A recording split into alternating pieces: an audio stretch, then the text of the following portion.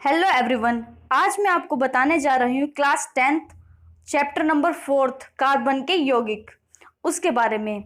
Friends, मैं एक बात आपसे कहना चाहूँगी, ये पहला पार्ट है, इसका फर्स्ट पार्ट मैं बना रही हूँ, सेकंड पार्ट भी आपको अपलोड होते ही मिल जाएगा। सो फ्रेंड्स, प्लीज़ अगर आप मेरे चैनल पर नए हैं तो प्लीज़ चैनल को सब्सक्राइब करना ना भूलें। चलते हैं चैप्टर की तरफ। कार्बन। कार्बन क्या है? कार्बन एक अधातु है जिसका संकेत सी है। सी इसका संकेत इसलिए होता है क्योंकि कार्बन सी से स्टार्ट होता है और कार्बन हमारा जो हम डिनोट करते हैं उसको सी से करते हैं। और परमाणु संख्या इसमें 6 होती है। इसका इलेक्ट्रॉनिक विन्यास 2 और 4 होता है और आवर्त सारणी में इसका आवर्त चौथा होता है और इसका जो वर्ग है वो 14 होता है। तथा कार्बन के यौगिक सहसंयोजी बंध बनाते हैं। कार्बन के 2 अवरूप होते हैं, नंबर 1 हीरा, नंबर 2 ग्रेफाइट। नंबर 1 क्या होता है? हीरा, नंबर 2 ग्रेफाइट। आपसे फ्रेंड्स ये क्वेश्चंस भी आ जाता है आपका ऑब्जेक्टिव में कि कार्बन के अवरूप कौन से होते हैं, तो वो आपको ऑप्शंस देंगे, तो आपको सही ऑप्शंस टिक करने के लिए ग्रेफाइट और हीरा ये आपको याद करने पड़ेंगे। अब हमारा क्या है, इसमें पॉइंट बनता है सहसंयोजी आबंध। सहसंयोजी आबंध क्या है?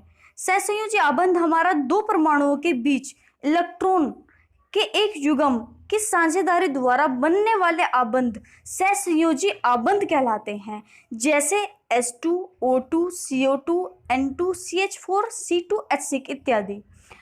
फ्रेंड्स, इसका मतलब है किसी भी इलेक्ट्रॉन से साझेदारी करना। सहसंयोजी बंध मीन्स किसी के साथ साझा करके इलेक्ट्रॉन बंध बनाना। ठीक है, तो हमारा H2 है, यहाँ H2 की वैलेंसी क्या होती है? हमारी 2 होती है, इसके 1 और 1। ठीक है, इसका हमारा क्या अंतिम कक्षा में कितने पद होने चाहिए? 2 होने चाहिए। तो हमें इसके पास कितना चाहिए? 1 चाहिए। तो हम दोनों हाइड्रोजन्स में आपस में साझेदारी बराबर बराबर की करेंगे। ये इससे एक ले लेगा और ये इसको एक दे देगा, तो हमारा क्या बनेगा? इसमें सिंगल बॉन्ड बनेगा। फ्रेंड्स, क्या बनेगा? Single bond. तो क्या हुआ? सहसंयोजी बंध बना यहाँ पे। कैसे? क्योंकि दोनों ने आपस में सेम साझेदारी की है, इसने एक इसको दिया है और इससे एक लिया है। ऐसे हमारा O2, ऑक्सीजन के हमारे क्या होते हैं? 8 होते हैं और इसका इलेक्ट्रॉनिक विन्यास 2 और 6 होता है। और इसके अंतिम कक्षा में हमें कितने चाहिए? 2 इलेक्ट्रॉन चाहिए। तो हम क्या करेंगे? इससे 2 लेंगे और इससे भी इसको 2 देंगे। तो आपस में क्या हुई? सेम साझेदारी हुई, लेकिन आपस में हमने कितने कितने दिए? 2 दिए। तो हमारे इसके बीच क्या बनेगा? डबल बॉन्ड बनेगा। फ्रेंड्स, ये बात याद रखना कि हमारे सिंगल की साझेदारी हो रही है तो उसमें एकल बंध बन रहा है तो वो सिंगल बॉन्ड दे रहा है, 2 देगा तो डबल बॉन्ड बनेगा। ऐसे आगे वो 2 से ज्यादा देते हैं, 3 देते हैं तो ट्रिपल बॉन्ड बनेगा। सो फ्रेंड्स, इसी तरीके से हम बॉन्ड बना सकते हैं और यही इसके एग्जाम्पल्स हैं सहसंयोजी आबंध के। नेक्स्ट हमारा इसमें पूछा जाता है कि सहसंयोजी आबंध बनाने वाले यौगिक के गुण। इसके गुण क्या हैं? इसके गुण है सहसंयोजी आबंध बनाने वाले यौगिक के अणुओं के बीच परबल आबंध बनता है। इसके बीच हमेशा परबल आबंध बनता है और इसमें अंतराणुक बल कम होता है। इसके बीच अंतराणुक बल कम होता है। इसका गलनांक एक क्वथनांक भी कम होता है, ना तो इसका टेम्परेचर भी कम होता है नहीं बढ़ता है। तो ये दोनों चीज इसकी क्या होती हैं? कम होती हैं। यह यौगिक सामान्यतः विद्युत के कुचालक होते हैं। क्या होते हैं? विद्युत के कुचालक।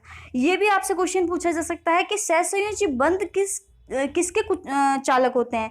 तो ये कुचालक के होते हैं। अब इसमें हमारा क्या बनता है? कार्बन के अन्य गुण हैं। इसमें नंबर 1 गुण है हमारा श्रृंखला। श्रृंखलन क्या है? कार्बन में कार्बन के ही अन्य परमाणुओं के साथ आबंध बनाने की अद्वितीय क्षमता होती है, जिससे बड़ी संख्या में अणु बनाते हैं। इस गुण को श्रृंखला कहते हैं। ठीक है फ्रेंड्स, श्रृंखला किसे कहते हैं? हम किसी भी श्रेणी में हमारे बनाए गए पार्ट्स। ठीक है, तो कैसे बन रहा है इसमें हमारी श्रृंखला कैसे होती है? जैसे कार्बन है, कार्बन एक चैन में जुड़ता जाएगा, कैसे? सी सी सी। ठीक है, तो ऐसे हमारा क्या होता चले जाएगा? ये क्या है? श्रृंखला बनी हुई है। तो ये अद्वितीय क्षमता को जिससे बड़ी संख्या में अणु बनाते हैं, इस गुण को हम श्रृंखलन कहते हैं। ऐसे ही कार्बन एक दूसरे से जुड़ते चले जाते हैं तो ये श्रृंखला में जुड़ रहे हैं, तो इसका मतलब क्या होगा? श्रृंखलन बनना हो गया। चतुर्थ संयोजकता। कार्बन की संयोजकता 4 होती है। कार्बन की आपको पहले भी बताया मैंने, कार्बन की संयोजकता कितनी होती है? 4 होती है। अतः इसमें कार्बन के 4 अन्य परमाणु अथवा कुछ अन्य एक संयोजक तत्वों के परमाणुओं के साथ आबंध की क्षमता होती है।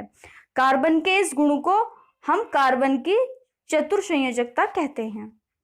हमें इसमें क्या बताना है, ये कार्बन की श्रृंखला जो है, हमारी संयोजकता जो है वो कितनी होती है, 4 होती है। इसमें कार्बन के 4 अन्य परमाणु तथा कुछ अन्य एक संयोजक तत्वों के परमाणु के साथ आबंध की क्षमता होती है। कुछ जो हमारे पार्ट्स हैं, जैसे कार्बन है, एक कार्बन हमें दिया है, ठीक है, हम उस कार्बन के साथ क्या है, कई प्रकार से बॉन्ड बना सकते हैं। हमारा कार्बन है तो हम ऐसे कार्बन लिखा है, यहाँ भी बॉन्ड बन सकता है, यहाँ भी और यहाँ भी, यहाँ भी। तो एक कार्बन से हमारे 4 कोई भी पार्ट जोड़ सकते हैं। यहाँ हमारा हाइड्रोजन भी हो सकता है और यहाँ हमारा N भी हो सकता है, नाइट्रोजन भी हो सकता है, एनीथिंग कुछ भी हो सकता है। तो हमारी एक ही श्रृंखला में चतुर संयोजकता बन रही है, तो वो होगा कार्बन की चतुर संयोजकता कहलाता है। ठीक है, फिर है हाइड्रोकार्बन। हाइड्रोजन एक कार्बन के यौगिक को हाइड्रोकार्बन कहते हैं। क्या हाइड्रोजन के एक कार्बन के यौगिक को हाइड्रोकार्बन कहते हैं?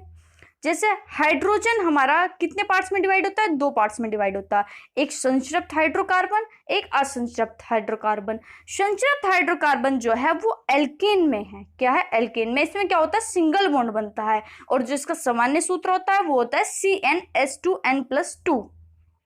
ठीक है फ्रेंड्स, इस पे भी आपसे क्वेश्चन बन सकते हैं कि हाइड्रोजन के कितने पार्ट्स होते हैं, 2 पार्ट्स होते हैं, एक संतृप्त एक असंतृप्त हाइड्रोकार्बन।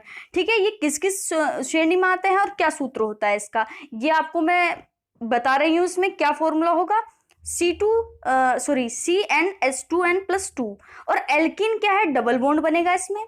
ठीक है, इसका क्या फॉर्मूला होता है, CnH2n। हमारे असंतृप्त हाइड्रोकार्बन के 2 पार्ट्स होते हैं, इसमें भी पार्ट्स होते हैं, एक एल्कीन होता है और एक एल्काइन होता है।